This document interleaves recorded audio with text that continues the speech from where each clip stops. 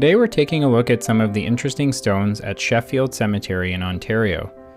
This cemetery dates all the way back to 1810 and has many stones from the 1830s and 1840s still standing, though most of those are now illegible from age.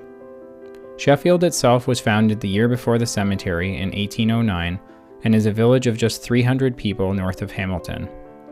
It's perhaps best known as being the place many have driven by or through on the way to African lion safari, which is relatively close by.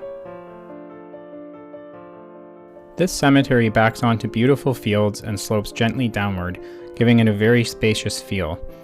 The road that you take to get to it has hardly any traffic, so it's a great place to find some peace and quiet while taking in some history. On that note, let's get exploring. It's fitting to start with this stone for Reverend Cornell, who founded the village in 1809. He came from New York State in 1800, and the village was originally called the Cornell Settlement until 1832, when Cornell himself renamed it Sheffield after the first post office opened. Cornell became a Methodist preacher and ministered for 47 years until his death in 1859. His stone is a great example of how helpful gravestones can be for genealogical information, since it notes where he was born, when he immigrated to Canada, and when he died. His epitaph begins, "Weep not for me, for here you see, my trials have been great." Unfortunately, we can't see the rest because at some point the stone was placed in this concrete base which cut off the stone's bottom. Right next door to Cornell is this stone for Charlotte Randall, who sadly died at just 19 in 1847. This stone is old and quite worn, but I wanted to quickly show it to you so you can see an example of what I mentioned at the beginning of this video. Despite stone's toughness, the freeze-thaw cycle and extreme temperatures in Canada wreak havoc on gravestones over time, so finding stones that predate the 1850s is a rare treat for historians and cemetery explorers. Nearby is a marble stone for a woman named Margaret Whitesell, who died in 1866 at 73, giving her a birth year of 1793. On this stone I wanted to highlight two things. The first are the words at the bottom, which say, "Erected by her daughter, C. Salyards." It's not unusual to find 19th century stones that carry words like this, testifying to which family member paid for the stone to be put there. Gravestones were expensive then like they are now, and in some cemeteries most people didn't get one. Statements like this were meant to demonstrate social standing, the importance of family ties, and filial devotion from children or duty between spouses. The second thing I wanted to highlight was the rather neat epitaph, which is almost eroded away but can still barely be read. It states, "She shines in the light of God, his likeness stamps her brow. Through the valley of death her feet have trod, she reigns in glory now." Powerful stuff. Near the front of the cemetery by the road is this really old stone for Bruin Cornell, a teenager who died in 1827 at just 14 years old. I haven't been able to find out how given the very early date. His epitaph is simple but moving. "Then with all the blessed, I found my peace with God and went to rest." We often see the word rest in epitaphs from the 19th century, a reflection of the Christian belief that though the mortal body was gone, the soul was only resting until the coming resurrection. The next stone I wanted to show you is this rather interesting one for Henry and Mary Thompson. Henry was born in Denmark and Mary was born in Ireland. They farmed in the area for over 50 years. Henry died in 1924 at 64 of a stroke, and Mary followed him in 1933 at 72 of heart failure caused by the flu. Their stone is what's called a pulpit stone, since it's designed like a minister's pulpit. But what's most interesting are the details when you get up close. On top you can see a book, and in case there was any confusion as to what book, it's handily labeled Holy Bible.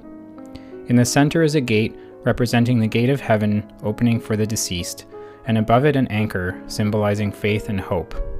Then above the anchor are the words, "Peace, perfect peace." This design is called Gates Ajar and became popular for many decades after the 1868 publication of a best-selling religious novel by Elizabeth Stuart Phelps called The Gates Ajar. These stones can be found in many cemeteries throughout Ontario, but what makes them so interesting is that each monument maker added their own slight variations, so each one is worth looking closely at. This next stone is a double-paneled stone that remembers the tragic loss mail carrier William Moore and his wife Ellen suffered in 1873 and 1874. They sadly lost both their children, Edwin and Mary, in less than 2 years. Mary passed away at just 10 months old in 1873 from hydrocephalus, a buildup of fluid in the brain, and Edwin passed away at just 6 months old in 1874 from consumption, likely tuberculosis. It's tough for most of us to imagine what 19th century parents went through, losing children so often, and one after the other like this.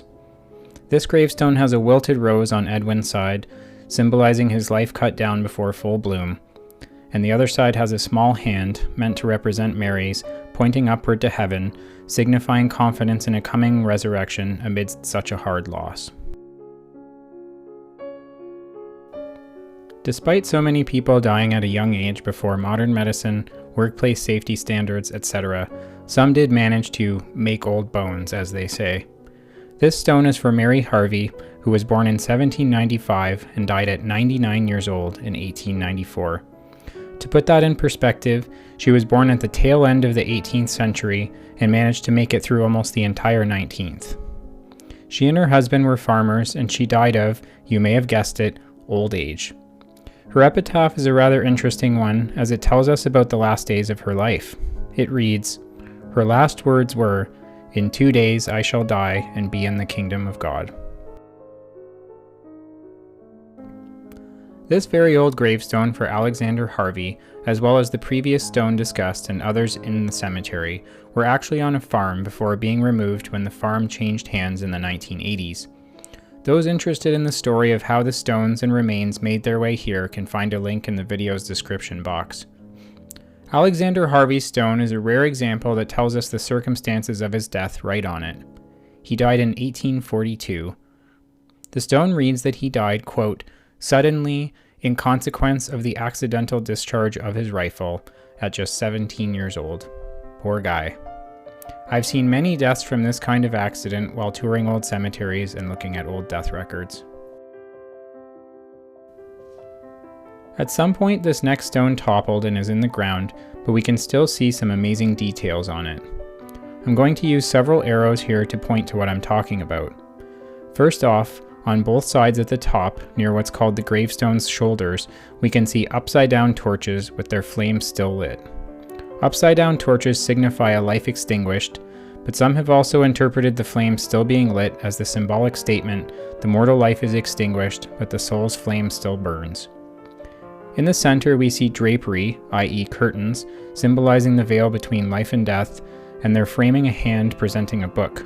This book is of course the Bible, and the statement being made here is something like, "I go beyond the veil in faith." Stones like this are sad poetry about how even gravestones are impermanent. In this case, we can't even read the first name. One of the most interesting things about old gravestones is that the words carved on them give us a clue about how past cultures dealt with death. Those who lived through the Victorian era lived during a time when death still occurred often and sometimes quickly. How did people cope? This stone, for little Russell Cornell, who died at just 9 months old in 1885 from bronchopneumonia, provides us with some idea. Here on Russell's stone we see another hand pointing to heaven, and above it the words "gone home," i.e. gone home to be with God. At the bottom we can also see the words, "Weep not for me, O parents dear, I am not dead, but sleeping here." Once again we see the influence of Christian theology here, the idea that bodily death is just the beginning, and there's eternal life waiting just after the sleep mentioned. Reading this from a 21st century position, when antibiotics can cure many of the things that killed people in vast numbers back then, one can see why so many sought comfort in faith. Death was simply much closer to them. Sometimes I'm drawn to the simple stones with very little writing. In those cases, one must look a little deeper to find out the story it tells. This simple granite stone for Lulu Rose Camp tells us nothing other than the years of her birth and death. Lulu's death record, now at the Archives of Ontario, tells us some of the basics about her sad death at just 20 years old.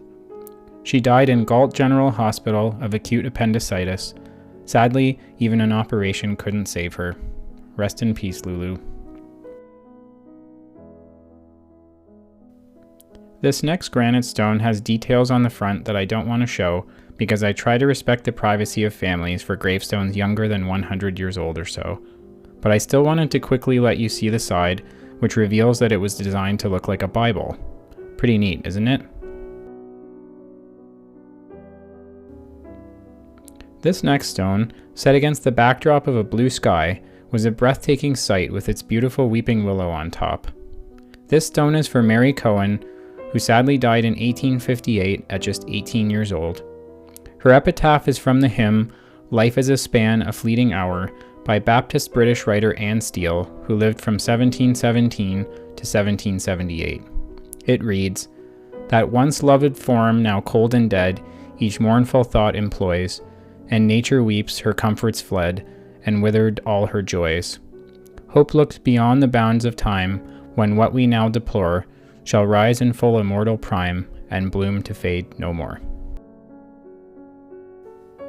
As always, there are so many more stones here we could discuss, but I'll save them for a future video. I hope you've seen enough of Sheffield Cemetery that you'll want to get out and visit it one day, and also the beautiful little village itself just nearby. I'd like to thank you for watching this video. If you enjoyed it, please give it a thumbs up, subscribe to the channel, ring the bell for notifications of new videos, and tell your friends. Thanks again, and happy exploring.